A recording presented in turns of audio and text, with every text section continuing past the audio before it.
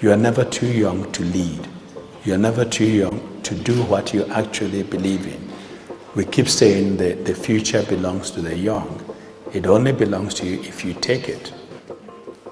From what I have seen, you young people are going to change the world, and you have to be the change that you want to see. We will fly away in a twinkling of an eye, leaving all our heartaches and tell them all goodbye. Hello, lovely viewers. I am highly grateful for your attention this very day. Are you aware?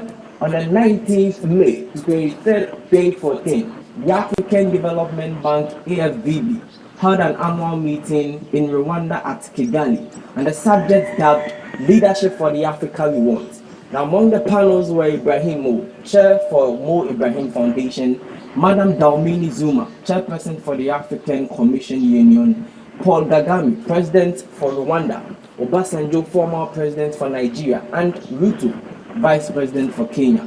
The former President Obasanjo, in his introductory statement, says about 6 months ago he was very worried when he received a letter from a lady about 27 years of age, and it reads, "Hello, sir.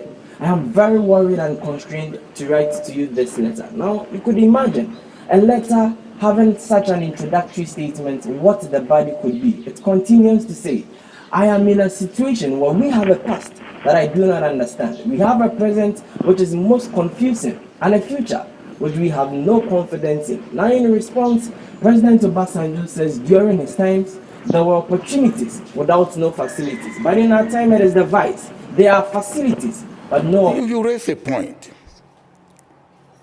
I was very uncomfortable about 6 months ago.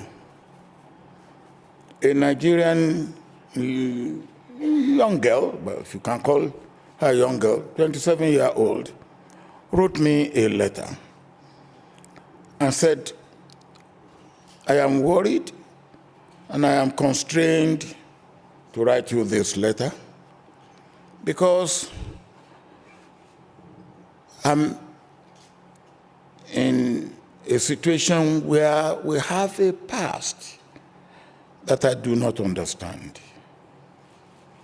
We have a present that is confusing, and we have a future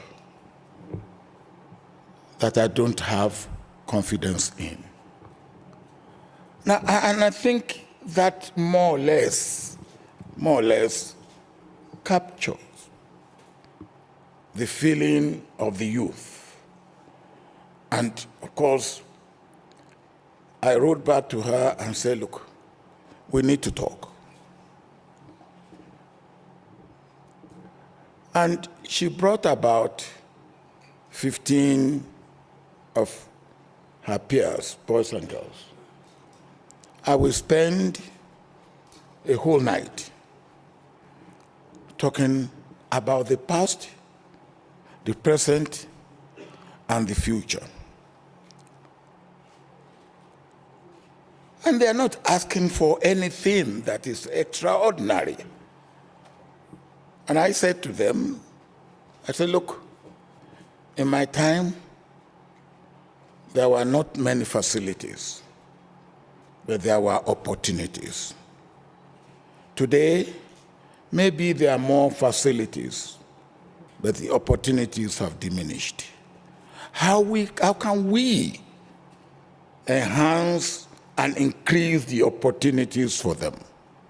And there's no reason why we shouldn't be able to."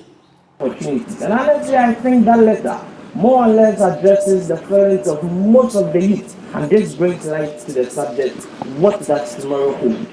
First and foremost, it is yet getting interesting and deeper. You do not want to miss this. Why don't you call a friend, tell a friend that the Youth for Education is under progress. Now, how is today's leadership approach? You know, today's leadership perspective right from the religious leaders, where the church pastors, the church elders, and other leading personalities, when they assume responsibility, they see themselves as the final hearsay, regardless of what the circumstance be. Today's religious leaders, you have to lobby for a proposal which is more prolific, would be accepted and done. But whenever you talk about the church practicing politics, you have blasphemy. They do not want to hear that. Hence, the fact has always been disputed. Let's talk about our educational system, where decisions are passed without the consent of stakeholders. I.e., are you aware that the various headmasters were not even aware of the dates of their own students when to go for vacation and when to resume? Let's talk about our cultural leadership. You ask them the simple questions, why are our cultural displays not on the bridge? And they keep on telling us it is in the pipeline. What kind of leadership do we have? You know, we cannot end on leadership without making reference to political leaders. Political leaders, when they assume power, has been the guarantee that things will come, i.e., Professor Pierre Lumumba once told us. In Africa, the politician is the major entrepreneur. He is the gatekeeper, the tax collector. He's the one that receives the guests. Hence, leadership in politics has been commercialized. Material worth has been a major success of many leaders. Now, some years ago, leaders of the Gold Coast, I'm not going to say Ghana because leaders of the Gold Coast were fighting for freedom and independence. But the question we ask ourselves now is, what are we fighting for? What are the challenges and what are the pitfalls? On the 4th of October 1984, Thomas Sankara did say at the UN General Meeting that today's leadership has chosen a different way to achieve results. But the question is, what are we up to? And Dr. Peterson admits that as to act politically, hence political talks. And today's leadership, they always conduct themselves that they are always right, sometimes to attract the lion's share of our attention. But Dr. Peterson tells us that if you act a lie, if you betray yourself and say all the true things about yourself, then you retain your reputation.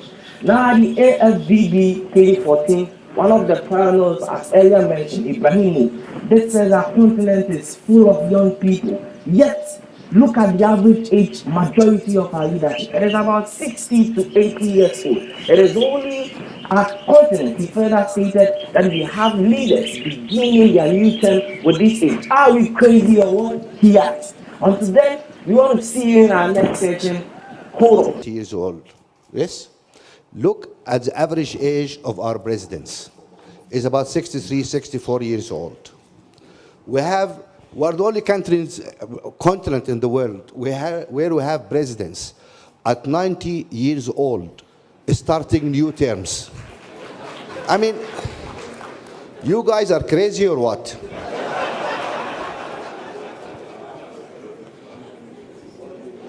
We've seen people in wheelchairs, you know, unable to raise hands to standing for elections. This is a joke. Yes, you are right to laugh.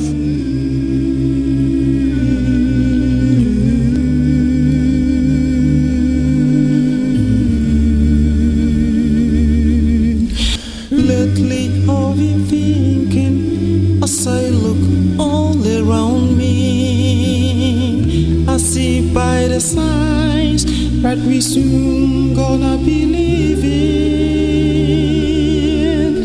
The bridegroom is coming to take us all away. Maybe tomorrow, but I pray that it's today. Fly away in a twinkling of